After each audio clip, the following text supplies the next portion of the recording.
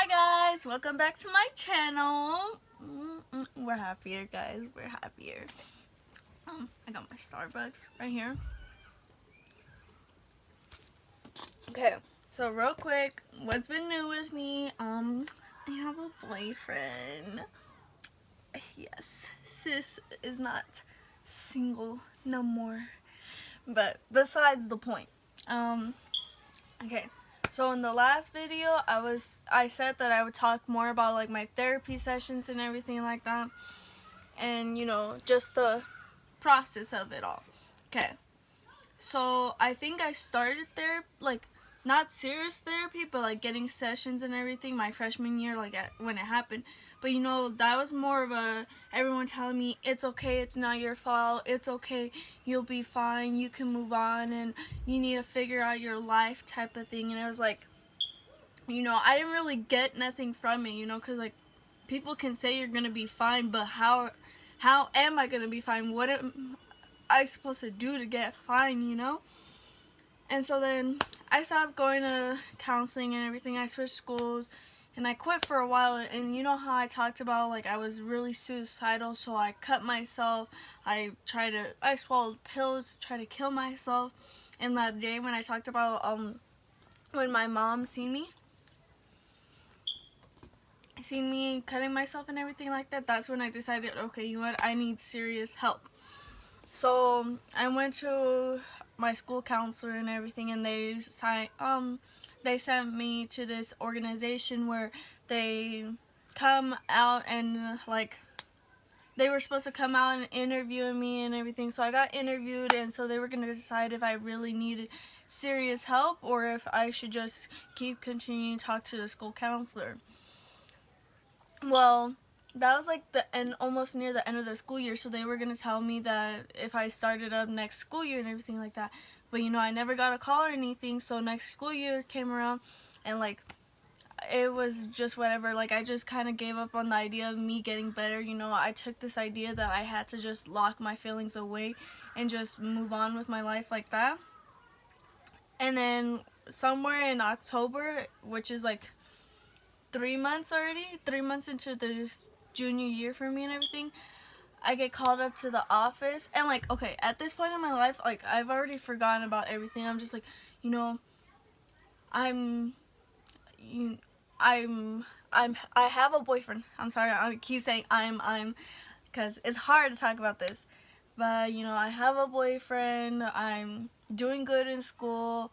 My feelings are all pushed away, so I'm not thinking anything. And then when they call me up to the counseling's office, I'm just like, I already know that my life is gonna feel like crap again, because I have to go back and I have to revisit all these emotions that I had finally locked away and everything. And honestly, if I had not gotten the therapy I had gotten, my life would have gone into such a different direction that it's going in right now. Because if I didn't explain my feelings or talk about my feelings or anything like that, I would literally be so lost in my life right now, and I wouldn't be happy like I am now. I really am finally happy again. And I remember in one of my videos I said I haven't been feeling happy again since Daniel and everything like that. But like I'm slowly getting better. Like the guy, my boyfriend, he makes me so happy. Like I freaking love how I can just be normal and everything like that. Notice how I didn't say love him, because we waiting for that. We're not about to say that yet. But it's like my life is so good, and I really have to thank like my therapist for that, because he's the one who helps me express my emotions and stuff like that. So okay, so I get called to the office and everything, and I literally have to say exactly what happened to me over again. And I remember just leaving his office that day and crying so badly, and I was just like, I can't do this. I broke up with my boyfriend and everything like that, and I was just like, I'm too emotionally damaged right now to be in a relationship. So I go to my therapy, and like the first month, 2 months, we we're talking about what happened to me and like how I had these nightmares and stuff. And the nightmares that I had, it was always either with me and my dad alone in that room again. And it's, you know, this time I'm actually screaming out for help. You know, I'm trying to scream out, but nothing is coming out. You know, no sound, nothing. Like, not even a breath. It's like I'm stuck there and I have no choice. And, you know, when I talked to my therapist about this, he said it's because I was kind of blaming myself for what happened to me. You know, it's my mind telling me that, you know, telling myself that it was my fault and everything like that. But, you know, in reality, it really wasn't my fault. None of what happened to me was my fault, you know. I wish things could have happened differently, you know. I wish I could have just hit his hand and told him, no, don't touch me, leave me alone. I wish I would have moved away the moment he touched my boob, like my boobs, my chest. You know, I should have said something, but, you know, you don't know what to do in a situation like that, so you just stay there. You're stuck, you know. And so that's what happens in most of my dreams. Like, I'm stuck, I have nowhere to go. And so me and my therapist, we tackled those issues. We tackled my issues with living here in Victorville and everything like that, because I live like not too far away from where it actually happened to me. And it's like, I remember, like, I would cry every single time I passed the house or passed the street he lived on. I remember, like, at one of my soccer games, my coach, he didn't want to play me because, like, at our last game, I got kicked in the neck, so he was afraid of me getting hurt again. And it was the Silverado game, and it was right there by my dad's house. So I cried, and I told my coach, I'm like, you know what, I need you to put me either in that goal or on the field, because I really cannot think straight right now, and I don't want to be left sitting on the sideline with all these memories and all these things going through my head right now. And so we just tackled everything like that. And, you know, after that, I told myself, I was like, you know what, I'm okay, I'm good. You know, I finally got over my dad issues and everything like that. I'm finally happy. But then an incident happened where I got into a fight with a girl because my emotions, other emotions besides my dad emotions and everything like that, were bottled up inside from years and years of bullying and torment. And, you know, I just exploded. And even my therapist said, he said, when I look at this video, I don't know who I see, because what you tell me and everything like that, I see squeaky clean Brianna, perfectly good, innocent Brianna. But in this video, I see anger, I see frustration, I see hatred towards the whole world. And I remember I broke down and I just told him, I was like, you know, all my life, everyone's tried to tell me I don't look good. Everyone's tried to tell me do this, do that. Everyone tries to tell me everything, how to feel. I told him, like, not once have I ever been able to think for myself. In this moment, I finally did think for myself. And, you know, I regret how I thought, but, you know, I thought for myself for once. And it was hate, you know. What I was thinking was full on hate, and I was so mad at myself and so disappointed. But my therapist, he told me, he's like, you know what, Brianna, no, this is like, it's not okay what you did to this girl or anything, but it's okay that you exploded. You know, you need to explode, you need to talk about your feelings. You can't keep them closed in anymore, because that's what's causing issues like this for you now. And we started attacking those feelings now, like me and my feelings, you know, like me, how I was afraid to tell my mom I wouldn't want to do things and stuff like that, how afraid I was to say no to a person, how afraid I was to be myself, basically, you know, because I really had trouble being myself for the longest time. And, you know, I was so confused with myself, because I didn't know what to think or what to say, because it was finally my time to think for myself and say for myself, you know. And it's like, okay, now I have this freedom, what do I do with it? Like, what am I supposed to do? And, you know, these are feelings that I've been feeling since 6th grade. 6th grade, I've been feeling like I had no control over my life, because in 6th grade I was getting pushed around by these girls just because I wanted to be popular. In 8th grade, I got bullied by boys because of how I dressed and what I would how I would hang out with only boys and stuff. Like, I was always getting bullied for something, and it was like, okay, you know what, now I'm not caring what people say about me, but what do I think about myself?